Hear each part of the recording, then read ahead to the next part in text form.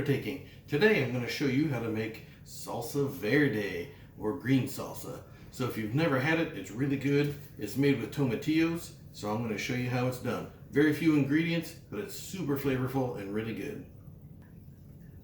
Alright, and to make it, we're just going to need an onion. I happen to have a red onion. You could use a yellow or a white, whatever you've got. We're going to need a whole head of garlic. I've got a serrano pepper, and then I've got my tomatillos. Now this one onion is probably a lot for this. I probably won't use the whole thing. And we're going to roast this. I'm going to cook it on the smoker. You can cook it in your oven and for a little while until things start to soften, then maybe put it under the broiler to give it a little bit of a little blackening on top, just a little. So to start, and eventually we're going to need some salt. So to start, I'm just going to get my onion prepped here.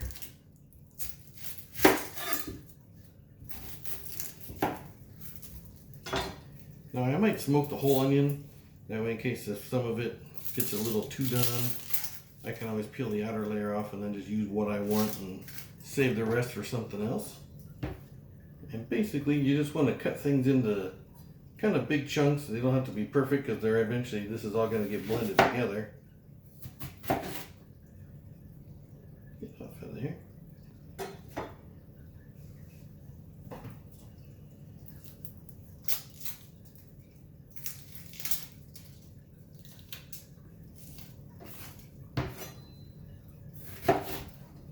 And if you don't end up using your whole onion, definitely save it. Because you could use it in lots of different things. The garlic.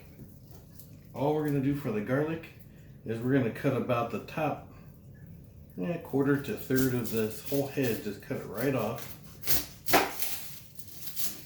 So that all the cloves inside are all exposed. And don't worry about the paper unless you got a loose piece. Just leave it on there and cook it just like that. The pepper, I'm just going to cut the stem off, throw that in my container. Now the tomatillos, if you've never used these before, they come with a little thin paper coating on there. And what you want to do is just peel that off.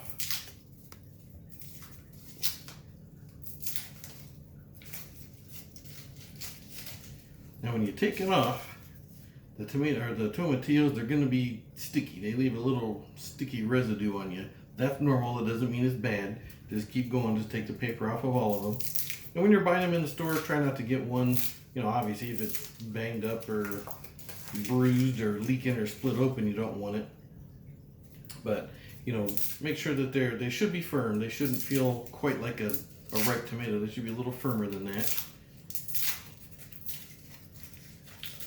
And then we're going to roast these whole. So all we're going to do is take the paper off, rinse them off so they're not quite as sticky. We're going to put them in our container. And the container I'm using today it's got deeper sides. I'm not going to use a baking sheet. You could, it would work, it would roast everything just fine. But eventually the the onions might start leaving some juice in there. The tomatillos, they may have some juice come out of them, and you want to save all the liquid that you can get. See, after I broke the paper open, that one's got a bad spot, which I couldn't tell that through the paper. In fact, I think this whole thing might be bad. I'll save half of it. It's like buying the ear of corn. Sometimes you don't know exactly what you're getting.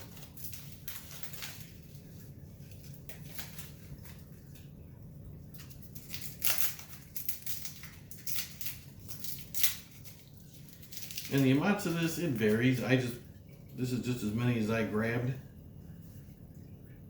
at the store. Usually, depending on how much you want to make, 6 of these is usually enough. I'm going to make a little bit bigger batch today.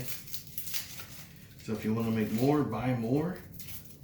And then we're going to have more garlic than we're going to need, so that's not a problem. If you're going to make a lot and buy more tomatillos, you might want to double up on the pepper. I don't imagine you would ever want to use more than one whole onion in this, but just vary it based on your taste and your liking and how much you're going to make. So I'm going to rinse the sticky off of these, put them in the container, and I'll see you out at the smoker. Okay, so here we are at the smoker. I've got everything in my container. I've got it set as high as it'll go. Right now it's running about 445. I'm going to put them in there. We want those to get nice and charred, at least on the top. So whether you're doing this on a smoker, whether you're doing it on a gas grill, whether you're doing it on a charcoal grill or in your oven, just get it nice and hot. I'm guessing this will probably take 20 to 30 minutes. I'll keep checking on it. Again, don't go by time, go by when they get soft. They might blister a little on top and get a little blackened. That tells you that they're roasted. That's when you want to stop. So when they're done, I'll meet you out here and tell you how long that was. Okay, so everything's done on the smoker. Took a little longer than I thought. I figured it might take a half hour. It took about an hour. But as you can see, the onions have a nice char on them. The garlic's got nice and brown. The tomatillos are all soft, and the pepper. So now we're good. We're going to make this batch. I'm going to do it in the blender. Normally when I do this, I use my mortar and pestle, but I realize a lot of people don't have that. If you want to see it, watch my guacamole video. I used it there, and you can definitely use it for this. But today, I'm just going to use the blender. So I'm going to start off. I don't know how much salt this is going to use, so I'm just going to start off with just a couple little pinches here, and then we'll taste it afterwards and see if we need to add any more. So there's our serrano chili. Now the onion, if there's any parts that are just too burned or whatever, or sometimes they get a little bit dried out, those are going to be kind of gross, so I won't put those in there.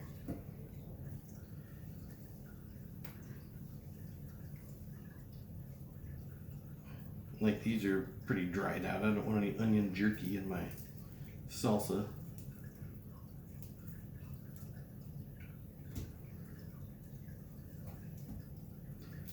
And the tomatillos, we just drop them right on in there.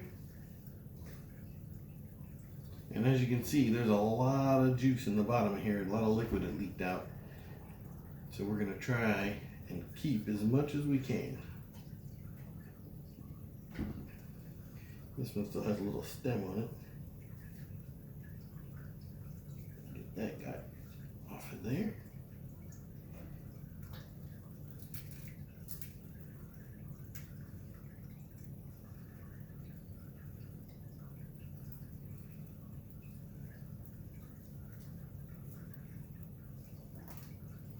I'll probably stop right there with the onion. I don't want this to be onion salsa.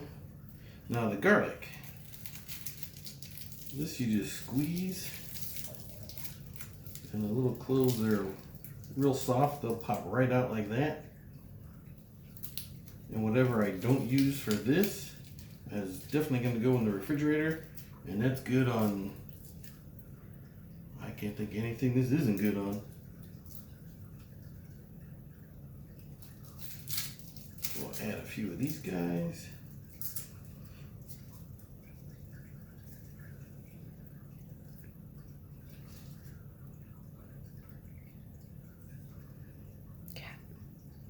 All right, to get the rest of that liquid out, use my handy pig spatula.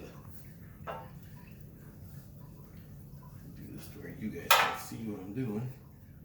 There probably won't be a lot that'll come out of here, but I'm going to try to scrape as much of all that good stuff out of there as I can.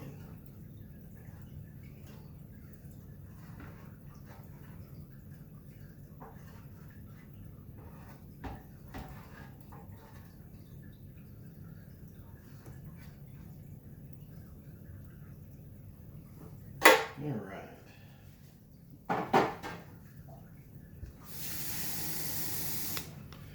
Then I'm going to hit it with just a little bit of water because I can tell it's pretty dry in there. And since I'm using a blender, I want to make sure I've got a little liquid in there. Now in the mortar and pestle, I wouldn't need to add that water, but for the blender, we have to have some liquid in there. And I don't want to turn it on high. I'm just going to start off low and just turn the speed up enough to where till it gets to the consistency that I want. And I don't like mine smooth. I like mine to have a little bit of texture to it. So let's get going and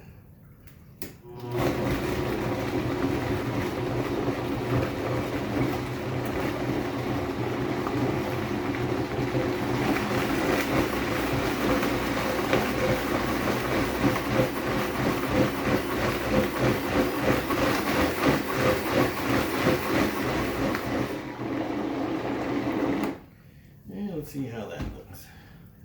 Woo. From here, that looks perfect.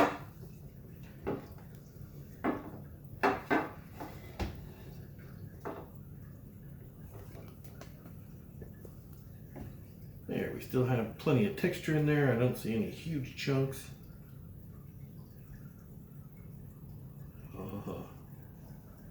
Oh, if you could smell that.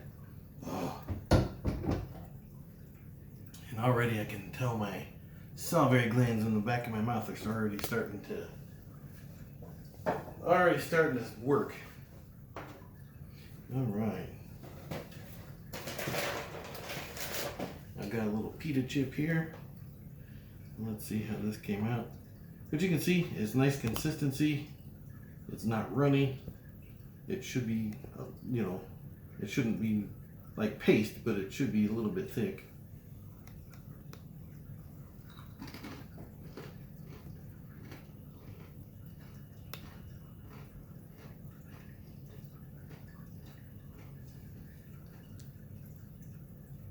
I was going to say it needed a little salt, but the salt from the chip made it just right.